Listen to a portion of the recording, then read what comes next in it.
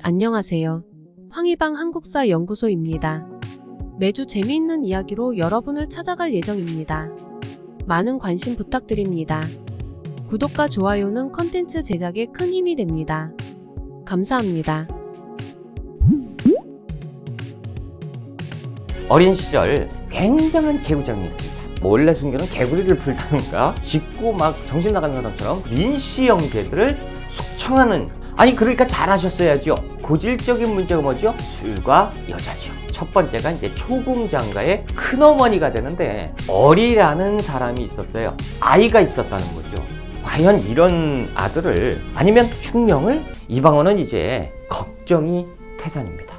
과연 이런 아들을 왕으로, 차기 왕으로 앉힐 것이냐, 아니면 새로운 똘똘한 아이 충명을 세자로 삼아서 차기 왕으로 뽑을 것이냐. 당시 태종은 영의정과 좌의정을 부릅니다. 이때 이제 신하들이 태종의 뜻을 알고 세자를 폐하고 새로운 세자를 올리셔야 됩니다 라고 주청을 하니 어쩔 수가 없다. 태종이 결단을 내리게 됩니다.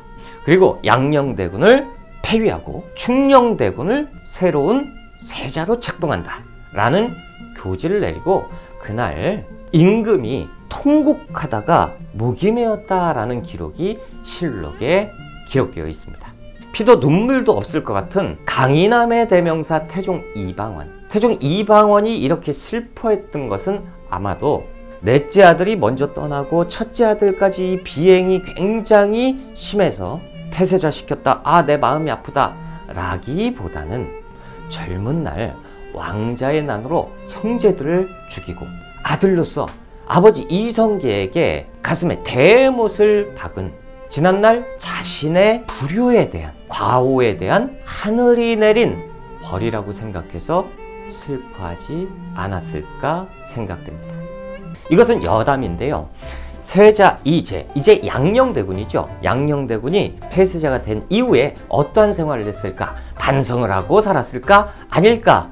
일단 이 세자가 폐위된 다음에 신하들이 상소를 막 올려서 출궁을 하게 됩니다. 경기도 광주에 있는 사저로 쫓겨나게 되는데요. 그냥 쫓겨나면 좀 그렇죠. 그래서 여자종을 13명, 남자종은 한 10여 명 이렇게 해서 이제 보내고, 그 외 일상생활에서 사용했던 가재도구 사용할 수 있게 해주고요. 양녕대군이 살 수 있게 편안하게 살 수 있는 모든 조건을 다 갖춰줍니다. 그리고 이제 자신의 동생이잖아요. 세종대왕이 즉위했을 때, 세종이 즉위하고 난 이후에도 양녕대군의 비행은 계속됐습니다.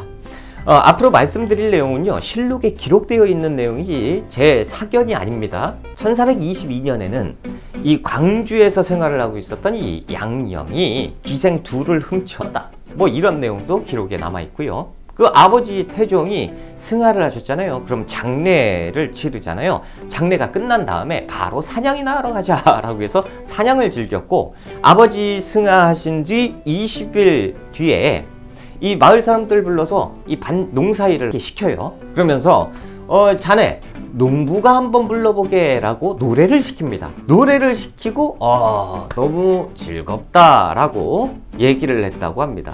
그리고 야, 니들 고생했지, 자 일로 와. 그래서 마을 잔치를 열어요. 그리고 그 중에 한 명을 불러서 자, 술 내가 따라주니까 마셔. 그러면서 술을 강제로 먹입니다.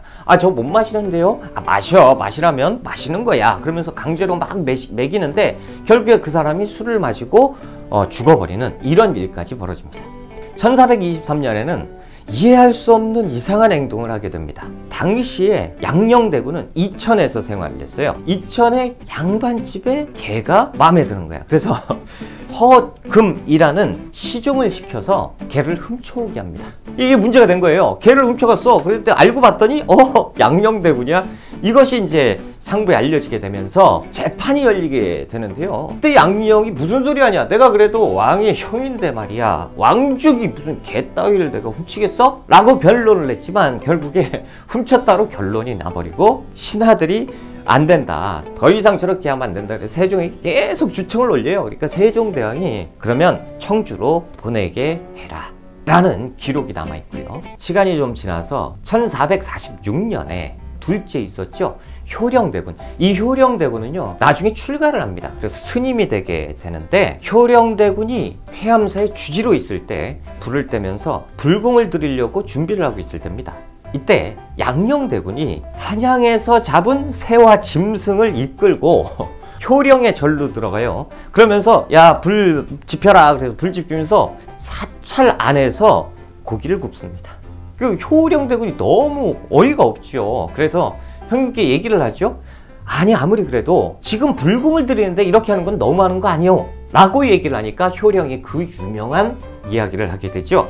내가 살아서는 왕의 형이요, 죽어서는 불자의 형인데 무엇이 두렵겠느냐? 나는 너무 즐겁다. 효령은 이때 할 말이 없었다 라는 기록이 남아있고요. 이것은 엄청나게 폐륜적인 일이 한번 벌어지는데요. 1450년의 기록을 보면 이 해는 양녕대군 이제의 아들인데 사랑하는 첩을 아비에게 뺏기고 병을 얻었다. 그리고 나중에 자결을 했다. 이런 내용도 기록 나옵니다. 사적으로 보면 며느리죠. 그러니까 신하들이 당시 세종대왕에게 주책을 올립니다. 이것은 용서해서는 안 됩니다. 용서할 수 없습니다. 라고 얘기할 때 세종은 절대 그럴 수 없다. 우리 형 건들지 마. 라고 벌하지 않았습니다. 그리고 세종대왕이 돌아가시고 그 이후에 수양대군이 난을 일으켰었던 계유정난. 이때 수양대군 입장에서는 큰아버지가 되는 것이 양녕대군이죠. 양녕대군이 수양대군 찾아가서 잘했다 라고 독려하기도 하고, 그리고 수양대군의 동생 안평대군이 있었는데 안평대군도 죽여야 된다 라고 얘기까지 했고, 그리고 계유정난이 끝나자 수양대군을 찾아가서 저 단종, 지금 왕으로 있는 단종도 죽여야 된다 라고까지 얘기를 했었다 라는 거죠. 이렇게 우여곡절이 많은 파란만장한 인생을 살았던 양녕대군은 69세, 그러니까 장수했죠. 69세까지 생을 살다가 마감하게 되고, 당시에 세종대왕은 54세에 승하를 합니다. 그러니까 이제 훨씬 많이 사는 거지요.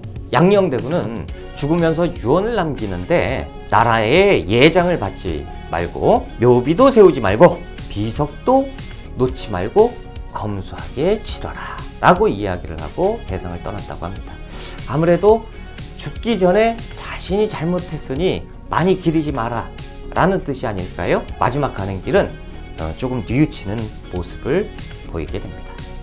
황희방 한국사 연구소입니다. 매주 재미있는 이야기로 여러분을 찾아갈 예정입니다. 많은 관심 부탁드립니다. 구독과 좋아요는 컨텐츠 제작에 큰 힘이 됩니다. 감사합니다.